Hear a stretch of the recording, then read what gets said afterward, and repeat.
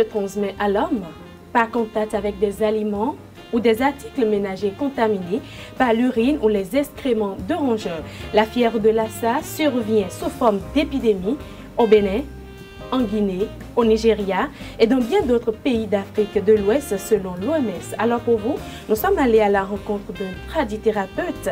La substance, c'est dans cette émission. Et pour finir, nous allons recevoir pour vous Dr Koujo Tokpanou, avec qui nous allons parler de cette maladie. Il est infectiologue au CHUD Wémé Plateau. Bonjour à toutes et à tous et merci pour votre fidélité. Survenue en 2014 au Bénin, la fièvre de Lassa est une fièvre hémorragique foudroyante, un peu proche de la fièvre Ebola. Par voie traditionnelle, existe-t-il un traitement face à ce mal? La réponse, c'est à travers cet extrait que je vous propose de suivre. Le problème est que, comme nous n'avons pas d'appel médicament contre Lassa écrit dans une pharmacie, et que nous avons des plantes antivirales qui sont solides, c'est des expériments. L'expérience est faite au Nigeria sur le pouvoir des plantes antivirales. Si nous n'avons pas de l'autre côté un traitement à prendre demain, et qu'il y a un traitement à base de plantes contre des virus, pourquoi ne pas procéder? Par exemple, le DVD, il y a le cadeau dedans. Il y a 58 différents antivirales, des écorces, des feuilles, des racines que nous avons choisies. Et nous avons traité ça au Ghana, dans un laboratoire indien qui nous permet de récupérer en quelque sorte, ou d'extraire les principes actifs de nos plantes. Le Santos, qui est fait avec quelques aliments comme la manne d'avocat, le sésame. Pourquoi ne pas tout faire pour que chaque ménage ait un chat dans la zone où le mal sévit, et que ces chats puissent nous permettre de prévenir le mal. Ça ne coûte rien d'acheter un chat dans sa maison. Et les nous allons passer, vont chasser. C'est une manière de lutter contre. Et on peut aussi mettre les bandits qu'on dit là, pour détruire tous nos souris. Et à l'état ne pas les manger. Et comment c'est que, par les rats, on trouve le mal, que chacun s'auto-analyse et s'interdit de manger le rat. La fièvre de Lassa est connue presque de tous. Et justement, certains citoyens se prononcent à propos.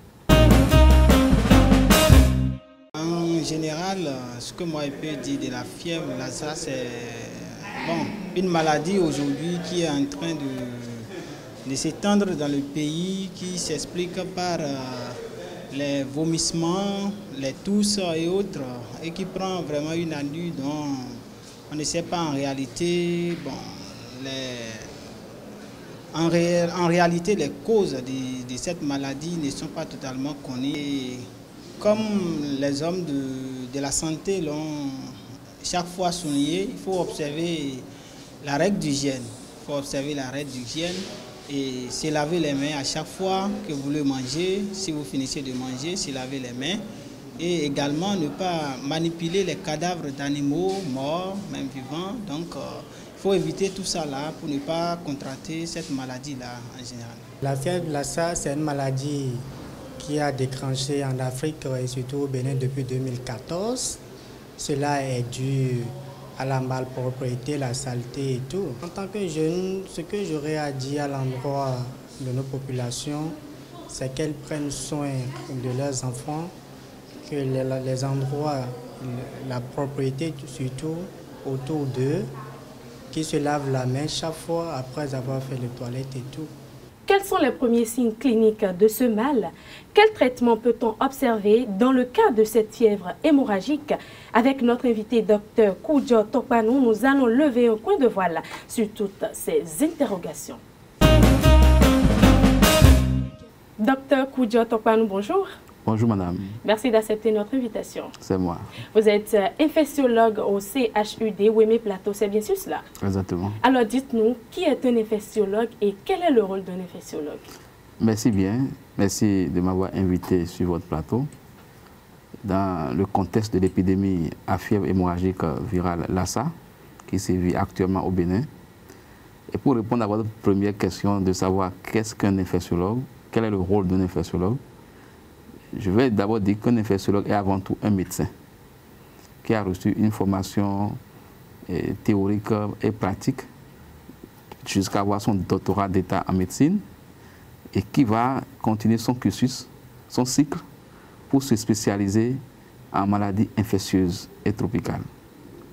Donc, un infectiologue, c'est un médecin spécialisé qui s'occupe des maladies infectieuses. Et quand on dit maladies infectieuses, on voit déjà les infections. Et les infections sont causées par 5 grands groupes d'agents pathogènes, c'est-à-dire des microbes, à savoir les bactéries, les virus, les champignons, les parasites, et il y a un groupe non conventionnel que nous appelons les prions. Donc, si je prends chaque exemple, oui. Au niveau des bactéries, nous avons par exemple le bacille de Koch qui donne la tuberculose, c'est une bactérie. Nous avons par exemple, au niveau des virus, nous avons le VIH, SIDA, et particulièrement nous avons le virus Lassa, qui est le sujet dont nous allons parler aujourd'hui. Si nous prenons les parasitoses, il faut compter avec les vers intestinaux. Voilà. Quand nous prenons les champignons, il faut parler peut-être des mycoses, que ce soit des mycoses vaginales chez les femmes ou bien des mycoses cutanées ordinaires. Et quand on prend les prions, c'est des substances non organiques qui pourraient être, genre, pour globaliser, genre poussière et autres, qui pourraient donner des infections aux gens. Donc, un infectiologue, c'est celui qui s'occupe de ces grandes classes de maladies. Alors aujourd'hui, nous allons parler de la fièvre Lassa, comme on le disait au début. Qu'est-ce que la fièvre de Lassa, voilà, qu'est-ce que la fièvre de Lassa et d'où provient cette maladie? Merci bien. Il faut comprendre par fièvre hémorragique virale Lassa, je dis totalement la dénomination, c'est fièvre hémorragique à virus Lassa. D'abord, c'est une fièvre ou bien c'est une maladie qui se manifeste par une fièvre associée à d'autres signes, tels que des maux de tête, tels que des vomissements, tels que des courbatures, des myalgies, et on a parlé d'hémorragie. Donc, quelque part, il y a du saignement. Ça peut être des saignements de n'importe quelle partie du corps, soit du nez, soit des yeux, soit de la bouche, ou bien de tout autre orifice. Ou bien la personne peut vomir du sang, ou bien, excusez-moi, sous peu le terme, peut chier du sang. Mais le sang n'apparaît que dans une proportion très infime de la maladie, dans les 10%, 10 à 11% comme ça. Sinon, les signes que je viens de citer, c'est globalement ces signes qui déterminent. Mais il y a autre chose. C'est une maladie qui survient dans un contexte d'épidémie. Et ça m'amène à aller vers l'historique de la maladie. Vous allez demander d'où est-ce que cela vient. Le premier cas de fièvre hémorragique virale Lassa a été dépisté au Nigeria dans les années 1969 à partir d'une sage-femme américaine qui est venue travailler au Nigeria et qui a fait la fièvre, donc qui est rentrée chez elle aux États-Unis, et c'est là où on a fait le diagnostic donc, de cette fièvre. Sinon, Lassa même, c'est une ville, c'est une localité du Nigeria. C'est une ville du Nigeria où le premier cas a été donc détecté à partir de cette sage-femme dont je viens d'évoquer le cas. Et progressivement, cela a évolué vers les autres contrées de l'Afrique. Alors, cette maladie est causée par le virus de Lassa, vous l'aviez dit tout à l'heure. Et vous avez également énuméré quelques signes de ce mal. En existe-t-il d'autres? D'autres signes? Oui. Globalement, ce sont ces signes. Mais il faut attirer l'attention des gens pour que celui qui fait fièvre, maux de tête, ne compte pas crier au Lassa. C'est les mêmes signes que nous pouvons rencontrer dans le paludisme simple. Vous voyez? Donc, les infections ont souvent les mêmes catégories de signes. C'est peut-être quelques spécificités qui font la différence. Quand vous avez une infection, vous avez une fièvre, vous avez des maux de tête, vous avez des vomissements compte tenu de la localisation de l'infection. Donc, c'est des signes qui sont génériques, qui ne sont pas vraiment spécifiques à une maladie ou à une autre. Le seul moyen de faire la différence est de prélever des liquides biologiques du malade, notamment donc son sang ou son urine dans le contexte de Lassa, et aller techniquer au laboratoire pour pouvoir mettre en évidence le virus Lassa avant de dire que la personne a une fièvre hémorragique virale Lassa. Alors parlez-nous du diagnostic de la fièvre de Lassa. C'est ça que j'ai commencé déjà à dire. Le diagnostic se fait dans un laboratoire, pas n'importe quel laboratoire. C'est un laboratoire spécifique que nous appelons laboratoire de type P3 ou P4. On les retrouve très souvent où? Le Bénin a un laboratoire de référence actuellement par rapport aux fièvres virales, Lassa. Sinon, le Nigeria aussi en possède. Le Sénégal en dispose.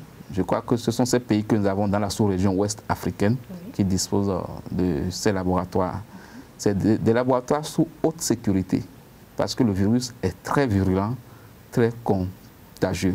Donc, n'importe quel technicien de laboratoire ne peut pas travailler sur le virus Lassa.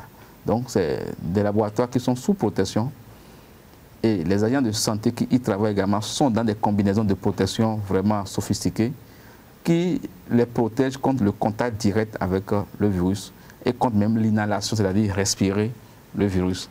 Donc, après avoir prélevé le sang ou bien l'urine de ces malades, on regarde donc dans des structures bien déterminées et on fait la séquence du virus, on étudie le virus. Si ça correspond aux caractéristiques du virus Lassa, on déclare que cela est positif. Si ça ne correspond pas, on dirait que le prélèvement ou bien le diagnostic est négatif. Alors, existe-t-il des mesures préventives face à cette maladie, docteur? Bien sûr, les mesures préventives existent. Déjà, avant de parler des mesures préventives, il faut parler de comment la contagion se fait. Voilà. Il y en existe deux types. Il y a une contagion qui se fait de l'animal vecteur, qui est constitué des rats à mamelles multiples, vers l'homme. Quand ces rats vont souiller les repas de leur urine ou bien de leurs fesses, ces repas non protégés étant consommés par des individus, par des humains, on peut avoir une chaîne de transmission qui se fait par cette voie. L'autre voie de contamination qui est la plus grave et la plus fréquente, c'est de l'homme malade vers un sujet sain. Notamment, nous qui sommes agents de santé, quand nous manipulons ces malades, sans prendre des précautions de protection, on peut être contaminé. Alors vous courez un grand risque alors? Nous courons un grand risque, un très grand risque. Soit par contact des liquides biologiques de ceux malades, c'est-à-dire le sang, les urines, les vomissures, parfois même la sueur, c'est possible. Donc quand on touche le malade, on le manipule, sans protection, on peut être contaminé. Ça, c'est un milieu hospitalier.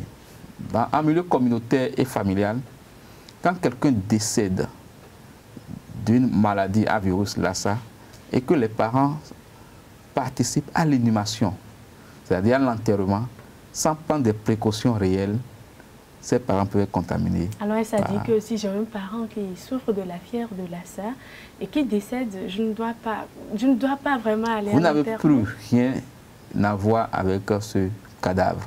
Et vous n'avez qu'à le confier aux agents de santé formés pour l'inhumation digne et sécurisée, pour que ces agents de santé, qui sont des agents d'hygiène, procèdent à l'inhumation, à la désinfection de la case ou bien de la maison mortuaire, pour tout sécuriser, pour que la propagation du virus ne continue point.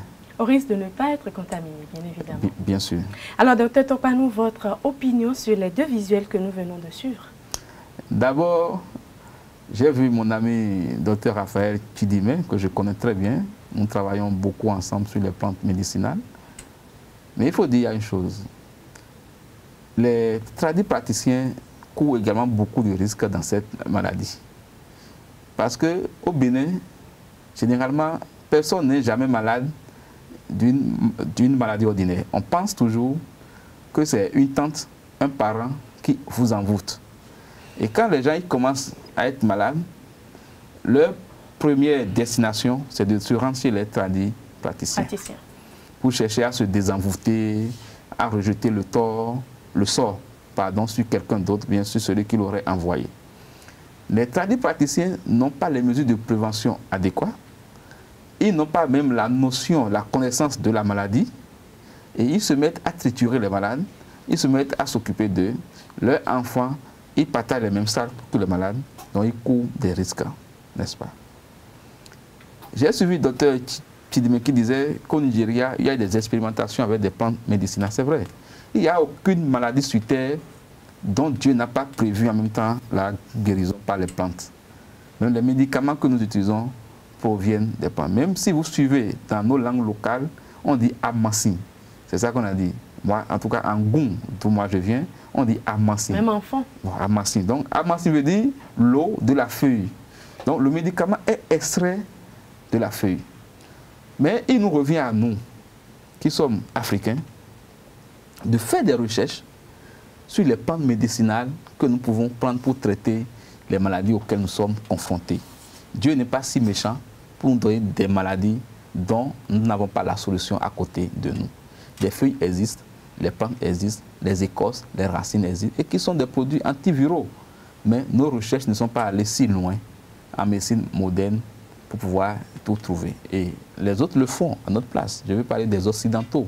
Ils le font. Ils descendent chez nous. Ils utilisent nos plantes. Ils font une technique. Ils rentrent chez eux. Ils recherchent les principes actifs qu'ils synthétisent sous forme de médicaments et nous revendent. Donc c'est à nous-mêmes de cesser de faire la paresse, de cesser de consommer toujours tout ce qui vient de l'extérieur et qu'on développe ce que nous faisons. C'est en ça que moi je félicite Dr Raphaël et tous les autres tradis praticiens, leur coordonnateur Dr Roch et qui font de grands efforts pour que la médecine traditionnelle puisse émerger. Quant au vox populi, je crois que c'est comme ça que vous appelez, voilà. Oui, les gens ont dit, c'est sûr, donc avec la communication aujourd'hui, il y a une nette amélioration de la connaissance sur les fièvres hémorragiques virales. Mais ce n'est pas fini. Nous devons continuer à sensibiliser nos collègues, nos pairs, la population sur cette maladie qui, en un temps record, décime aussi bien au sein de la population soignante que dans la communauté. Docteur, on va nous parler nous à présent des complications possibles de cette maladie. Les complications, elles ne sont pas moindres. Je vais commencer par la plus grande des complications qu'on peut avoir dans une maladie, dans cette maladie, c'est le décès. Les fièvres virales hémorragiques ont cette particularité que quand ce n'est pas pris en charge de façon précoce, vous pouvez avoir jusqu'à 100% de décès. 100%? 100% de décès. Ça veut dire que autant de malades que vous prenez, vous les perdez. Si nous prenons la fièvre hémorragique virale Ebola, son taux de décès va jusqu'à 80%. Ouais. Et pour illustrer, la dernière épidémie qui a sévi en Afrique de l'Ouest, selon les déclarations, les enquêtes de l'OMS, il y a eu beaucoup de décès.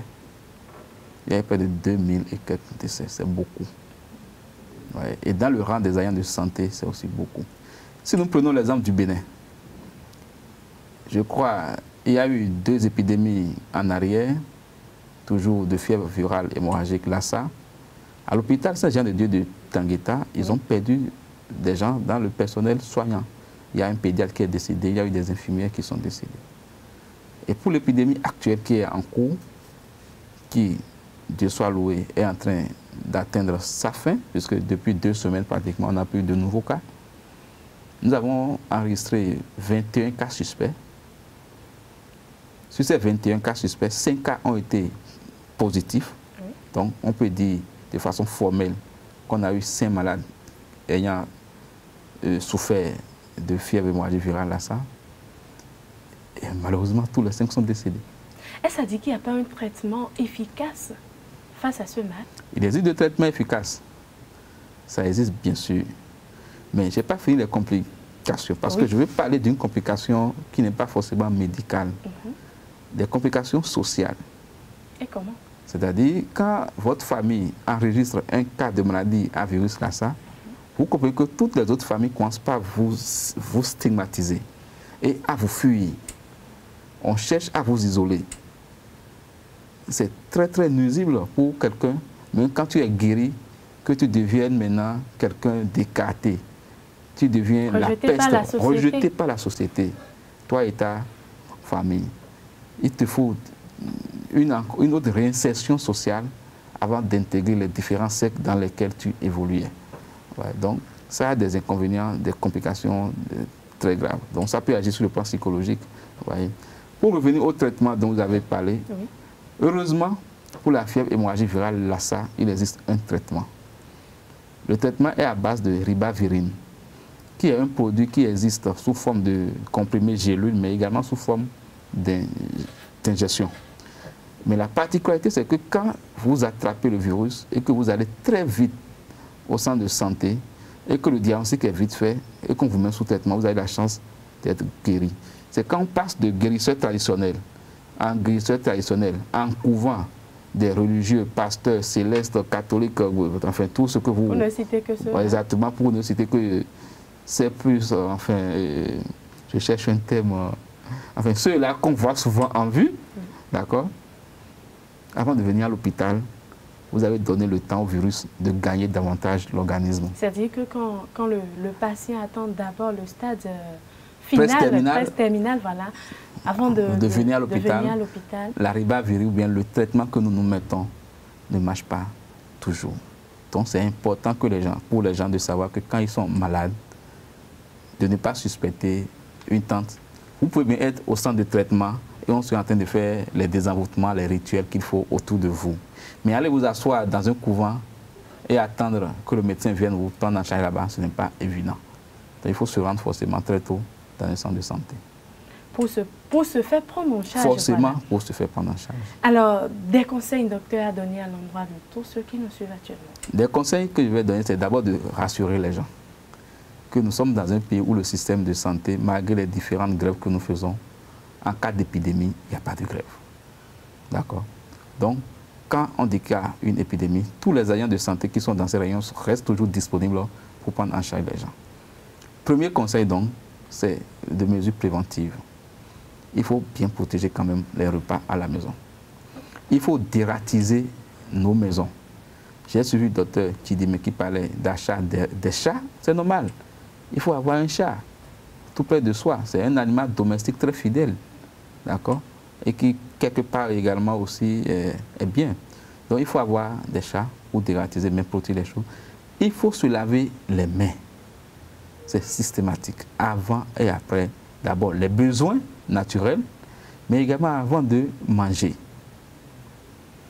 Il faut, dans des contextes où on est amené à se serrer les mains plusieurs fois, ou bien à plusieurs personnes venant d'horizons divers, si on ne peut pas aller se laver régulièrement les mains, il faut également disposer des gels hydroalcooliques qui permettent rapidement de détruire les germes qui circulent sur la main. Il faut surtout également aller vers la vraie information. C'est informer tel que vous êtes en train de le faire, que les gens aillent aux informations et comprennent que les maladies existent.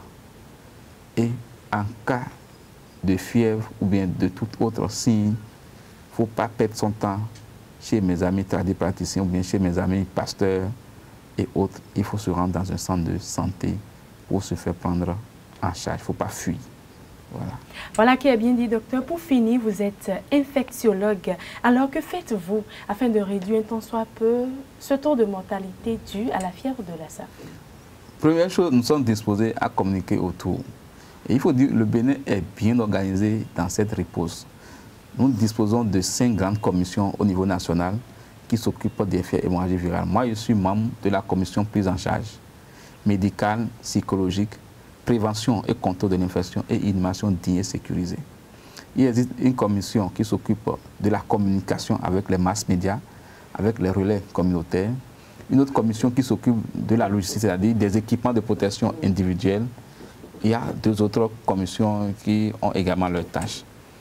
Et au niveau des départements, nous avons des équipes d'intervention rapide avec des élites, des agents de santé qui sont formés à la prise en charge. Et au Bénin, nous disposons de 4 grands centres de traitement. Il y en a à Parakou, à Natitengou, à Bomé et Cotonou, même si ces 2 derniers ne sont pas encore bien fonctionnels. Mais les 2 du Nord sont très bien fonctionnels. Et nous intervenons également dans la communication au niveau communautaire avec les relais communautaires qui nous permettent de suivre les différents cas qui sont enregistrés, leurs contacts, c'est-à-dire quand il y a un malade dans une maison, qui sont ceux qui ont pu entrer en contact avec ce malade-là, on les suit et je crois que le travail se fait très bien. Ce qui a fait que cette fois-ci, malgré qu'on a eu 21 cas suspects, on n'a eu que 5 cas qui sont positifs. Et dans le rang des agents de santé, on a eu près de 300 contacts, mais il n'y a pas eu de cas de transmission donc, de ce virus des malades vers les agents de santé. Et aucun contact également n'a développé cette fièvre. Je crois que c'est un espoir pour notre pays. Alors là, il y a eu d'avancées. Beaucoup d'avancées. Docteur Koudjo Tokpanou, je vous remercie d'être passé chez nous. Merci beaucoup. Mesdames et messieurs, une fois encore, nous vous présentons toutes nos excuses pour la non-présentation de la rubrique Astuces Fruits cette semaine-ci. Comme l'a si bien dit Henri-Frédéric Amiel, un rien suffit à ôter le bien-être comme à troubler la santé.